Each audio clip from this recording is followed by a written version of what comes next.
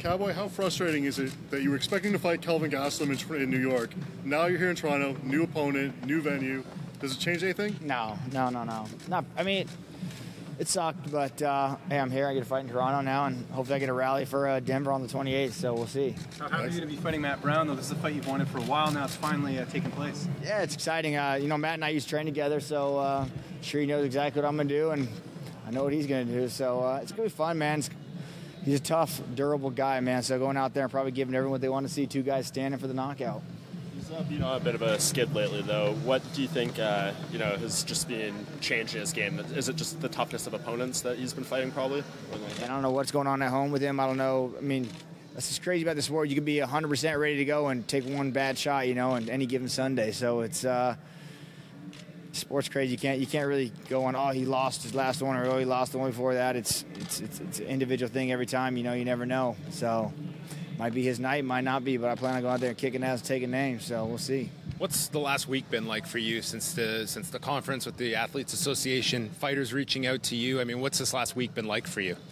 Oh, I've been in Cabo, so I really didn't have my phone on. But as far as the association goes, man, Jorge and Tim called me, asked me to be part of it. I didn't know I was sitting on a board. I kind of took me by surprise, sitting there like, oh, wow. I mean, I spoke to Dana today on the phone. He's coming to town. We're going to go have dinner and talk, and there's a lot of things I think the sport needs, retirement, pension, healthcare, big things I think that needed. I wasn't there sitting saying, oh, we're moving forward today, we're going on strike, we need more money. That wasn't coming out of my mouth at all, and there's a couple of people that were there that I don't plan on working with and, being a part of, so not mentioning any names, but I was there mostly just not saying I'm leading a board or I'm sitting on a board, more just voicing my opinion, saying what I think the sport needs, so... And moving forward, I'm still going to stand strong with those and say this is what I believe we need. I mean, I think we need as a whole, we need healthcare, and we need some kind of pension or retirement. The UFC is nothing but great to me. I can't complain. They give me what I want, and like Dana said, I called him. He helped me out. That's true, man. I was in a bind. He got the best lawyers he could pay and saved my ass. So yeah, I'm happy all around. But those are things I need to address, and I think standing tall, I don't mind being the face, like I spoke about it before, and saying that, and so it just came off wrong. Do you think last week was just a wee bit rushed then, or? Probably for me a little bit rushed. Like I said, Tim Kennedy and George, kind of asked me to step up when they need some strong faces, and I don't know if you ask me what does it mean to be a union or part of association. I don't have those answers. I was telling those guys that, like, man, I don't even know what the fuck we're doing. Like a lot of the fighters, but I feel like I'm a strong name now, and I know what a cowboy wants and retirement and pension. Those are things that I want. So I was there voicing my opinion, and so yeah, fuck, who knows.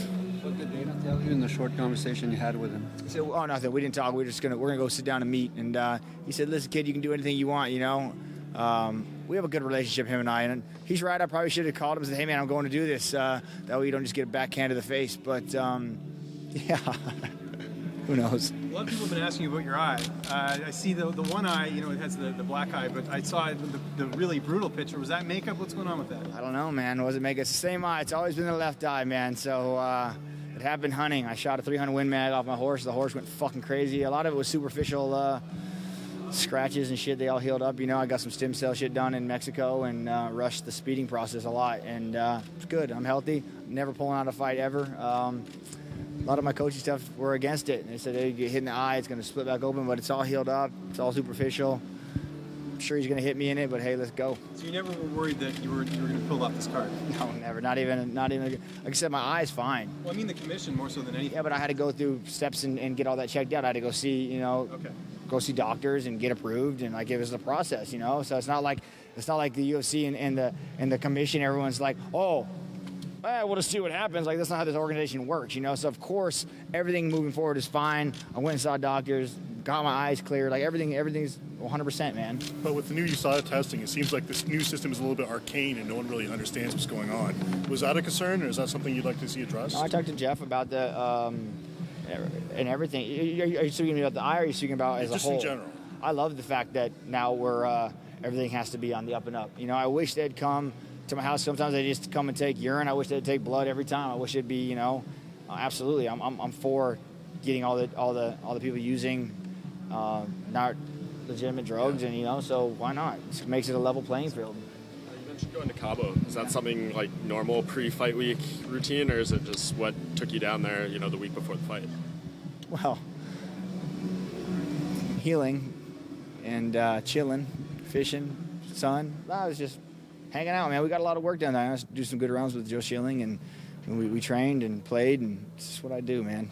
Who knows? Drinking beer on the beach is fun. You get another finish here over a guy like Matt Brown, who's obviously very tough. Sure. Where do you think that sort of places you in the division at this point? I don't care where it places me in the division. All I care about is Denver, Colorado, please. So I'm ready to turn around and go. So I seen they just announced the main event.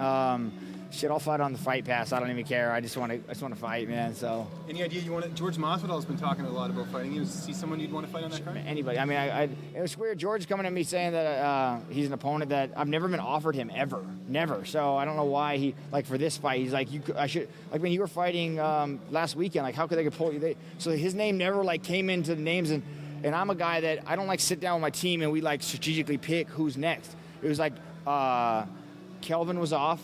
Silva came up and said, "Hey, you're fighting Matt Brown in Toronto." I said, "Done." There wasn't any negotiation. It was so, but yeah, I mean, whoever, I don't care. Whatever's next, man. It ain't no difference to me. I just want to fight. Dad, had the frustration of the New York fight been scrapped like that? Well, I wish Kelvin would have called me and said, "Hey, man, I'm not going to make it," because we could have figured out the 5 pounds. I would have just showed up at 182. I don't care, I would have taken the hit for the missing, and we still could have both fought. And so had there been a little more conversation between him and I, that would have probably been a little better. But yeah, there was a fight. Anywhere else we could have still fought because it was just New York. But it sucks. I didn't get to make history there. I'm here in Toronto about to make history, so that's all right.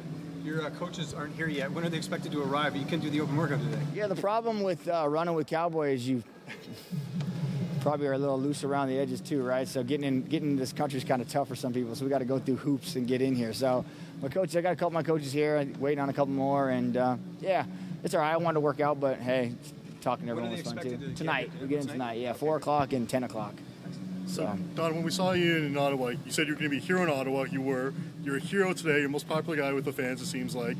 What do we need to do to adopt you to the Toronto Sports Hall of Fame? Oh, wow. Just open the border to me. Let me come and go as I want.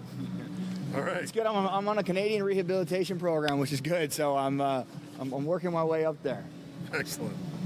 I read Matt said you were overrated. I also remember Pat Cote said the same thing before your fight in Ottawa. Why do you think guys keep saying that about you with your record and your track record and everything? It's pretty good. I've had people say I'm inconsistent, and I don't have a title. I've never held a UFC or WC title. I am been defeated by one guy since 2013. So, I mean, as far as that's pretty good, I guess. And maybe I am overrated, Matt. Expose me. It's your chance, buddy.